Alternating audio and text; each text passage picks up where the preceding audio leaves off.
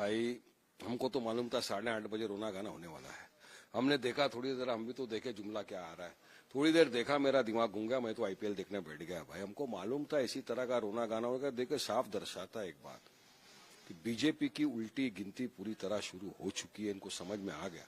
इनको जब पता था कि 2023 में जब ये बिल लाए थे, 5 दिन का इन्होंने स्पेशल सेशन रखा था, उसमें चर्चा हुई बिल के ऊपर, उसको अभी तक इम्प्लीमेंट तो नहीं किया।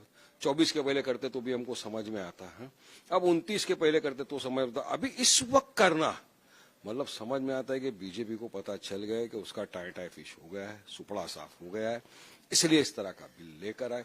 और महिलाओं के सम्मान की बात करते तो बताना चाहूंगा, महिलाओं का तो हम सम्मान करते थे, करते हैं, मरते दम तक करते रहेंगे। हमारा तो मानना है माँ के पैर के नीचे जन्नत है, इससे ज्यादा क्या कर सकते हैं आप बताइए। लेकिन ये जो आप बेवकूफ बना रहे हो ना, ये पूरे देश की महिला है, पूरा देश समझ चुका है कि बीजेपी सिर्फ खोखली बात करती है, बेवकूफ बनाने का काम करती है।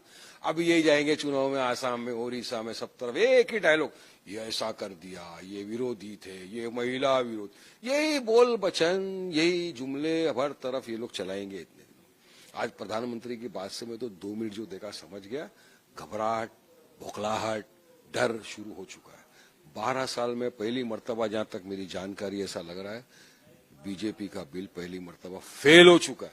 सरकार भी फेल हो जाएगी और सरकार को टाटा बाय बाय हो जाएगा। गिनती शुरू हो गई है, उल्टी गिनती बीजेपी की, देख लेना, मेरी बात याद रखना आप। असदुद्दीन ओवैसी ने भी इस बिल का विरोध किया है। पीएम मोदी ने कहा है कि महिलाओं को और देश को उठाना पड़ता है। जब संसद में ये प्रस्ताव गिरा तो विपक्ष की कुछ पार्टियों ने खुशी जताई और तालियां बजाई। देखिए भाई, मैं तो समझ रहा था कि 8:30 बजे आप आके देश की उन्नति के लिए कोई बात करोगे, बड़ा कुछ देश अच्छा करे, इसके लिए आप काम करोगे, बात करोगे।